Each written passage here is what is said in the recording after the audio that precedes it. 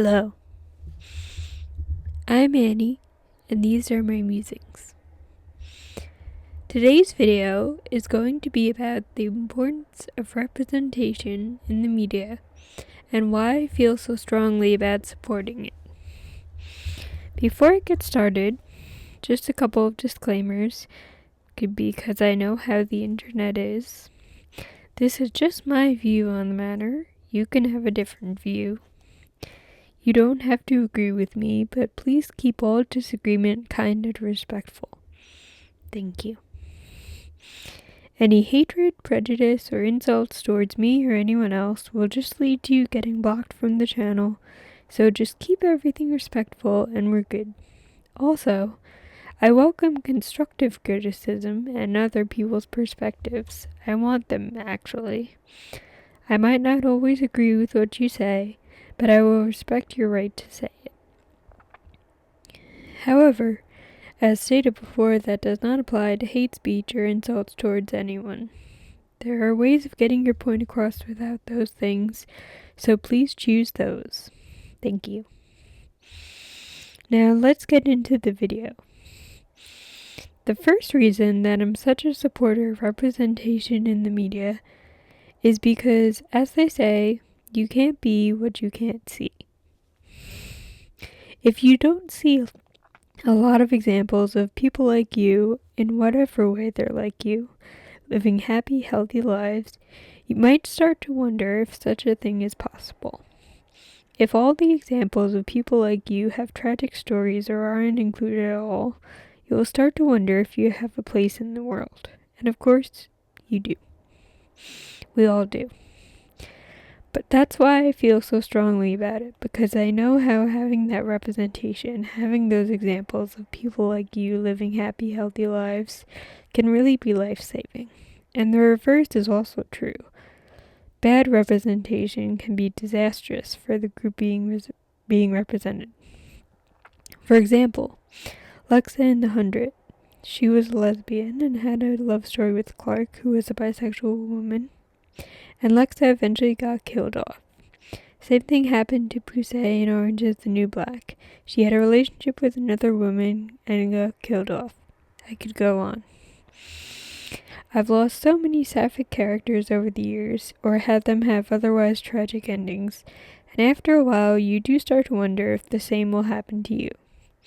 Now obviously, hate crimes are a thing, but I'm not even talking about that. If you don't see role models who are like you, you'll start to wonder what your place in this world is. And eventually, most human beings would come to the conclusion that there wasn't a place for them, at least for a time.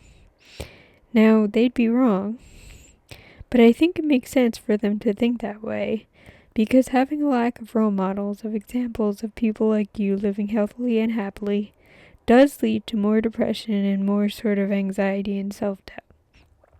Because of the existential question of, what is my place in the world? Now, the answer does not just lie in representation in the media, true, but imagine this scenario. Imagine you never see a character who thinks, loves, looks, or lives like you in the media. Imagine they all disappear tomorrow. Wouldn't that make you feel that way? Wouldn't you wonder what your place in the world was? That's what marginalized groups go through every day. Women, LGBTQ+ people, people of color, disabled people, and more go through this every day. Now, I'm not saying there's nothing out there for these groups. That certainly isn't the case. But the amount of characters, protagonists that marginalized groups have compared to white, cishet, able-bodied, neurotypical men is a lot less. And that's a shame, because it's not equal. And until it is, we need all the representation we can get. Another reason I support representation in the media is because I know what it's like to go without it. For example, there was, at least when I was a child, 0 LGBTQ+ representation in children's media. There were those 2 characters in Sailor Moon who were supposedly dating in the original version, but for the version I saw, they were changed into cousins. That's weird. I guess it was the 90s, early 2000s, so yeah, they'd rather change it to erase any LGBTQ plus representation. But under those conditions, how is anyone who is LGBTQ plus supposed to figure ourselves out? Because remember, you can't be what you can't see. Hence why I thought I was straight for at least 14, 15 years of my life, because that was all I saw in the media I consumed, straight people. So I assumed I must be straight, too, when I'm not at all. Now, that is starting to change little by little, but I do worry that because of backlash, particularly to trans characters, but queer characters in general too, studios will take less risks and go back to the 90s, early 2000s method of erasing any LGBTQ plus representation in children's media. And that sucks. Because then another generation will grow up thinking that they have to be straight and cis, when they're not all going to be that way. Let me make that clear. Even if you erase all LGBTQ plus themes from the media, you won't erase LGBTQ plus people. We will always exist.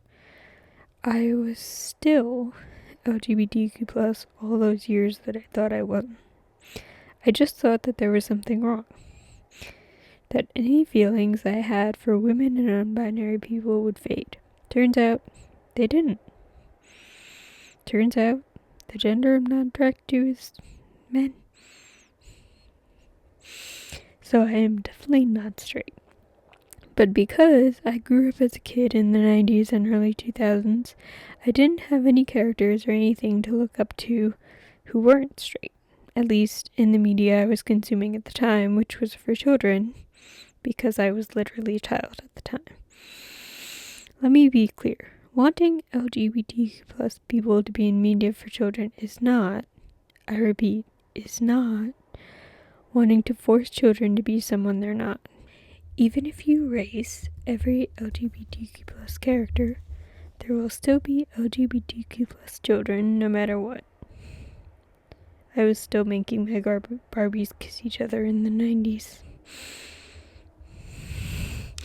The LGBTQ plus people will still exist. They'll just be self-hating.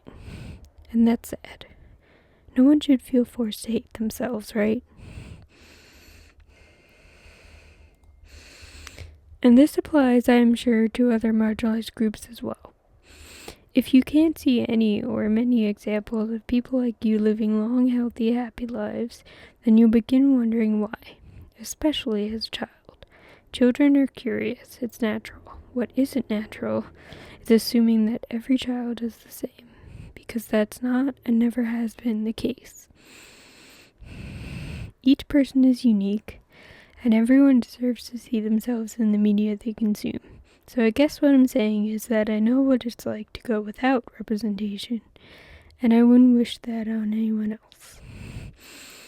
Another reason I support representation in the media is because, I don't know about you, but if every story I read or watched was about a white, cishet, able-bodied, neurotypical man, it would get old very fast. Variety and diversity are beautiful things.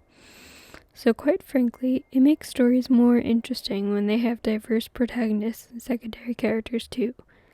Now I'm not saying white, cishet, able-bodied, neurotypical men can't get represented too, just that they can have an overabundance of it at the expense of everyone else. And to some of them, that will feel like oppression, but it is. It's equality, it's equity, it's true justice, and those are all the opposite of oppression. Basically, diverse casts make for better, more interesting stories, and that's always good. You want a story to have a variety of perspectives and be interesting. You don't want stories to be boring, certainly. And good representation makes for a better story. Now, I am not saying that every story that has representation can have darker things happen or can have tragedy in it. Not at all. What I am saying is, until representation is equal for everyone, it's important to consider whether or not killing or otherwise tragically ending that marginalized character is really necessary. in an ideal world, we would just write whatever and wouldn't have to worry. But we're not there yet, and we can only get there if everyone does their part. One way around this, for those who like writing, is to write a variety of characters from the same marginalized group. That way, if one of them gets killed off, it's not that big of a deal. Also, if you must give a tragic ending to one character from a marginalized group, give a happy ending to another one from the same group. That way, no one from that group feels that they're solely destined for tragedy. In an ideal world, we wouldn't have to worry about this at all, but we're not there yet. Hopefully someday we will get to where representation is equal. But until then, these things are important. Finally, I support representation because I care, not only about myself, but about others. For example, when Judy Gatwa was cast as the Doctor, I was happy, because I knew how much that would mean to Black people and other people of color. Even though I wanted a woman of color and then for the Doctor to be non-binary and then go back to men, I understood that his casting would mean a lot to others. So I was willing to give him a chance to wow me in the role. Now, does that mean you have to like every character from a marginalized group? No. I certainly don't. But what it does mean is that you have to go in with an open mind and allow the character a chance to win you over, as I'm still doing with Judy Gatwa's Doctor. I haven't had that wow moment yet, though I did really enjoy him in Joy to the World, but I'm willing to watch and see how it goes. And to be fair, I think it's more the writing than Judy Gatwa himself. Some people, though, will complain whenever they see any representation. And I think that's wrong, because you're essentially saying that your dislike of X or Y character matters more than the representation of marginalized people. And it doesn't. It really doesn't. Also, if you complain, you're essentially begrudging other people their representation and essentially refusing to share stories with marginalized people, which is just wrong in my opinion. Everyone deserves to see themselves in the media, and representation is important for that reason, and all of the other reasons I've mentioned in this video. Now, no one is going to like every fictional character, whether they're representing someone or not, but what one can do when that happens is simply express why you dislike the character, for reasons that have nothing to do with their marginalization. If your only reasons have to do with their marginalization, then yeah, look into why that is. Why do you feel so threatened seeing more women or people of color or LGBTQ plus people or disabled people in the media? Why do you think representation is a bad thing when it's not? What it basically comes down to, as I said before, is white, cis, able-bodied, neurotypical men not wanting to share stories with everyone else. And you know what? The rest of us learned how to share in kindergarten.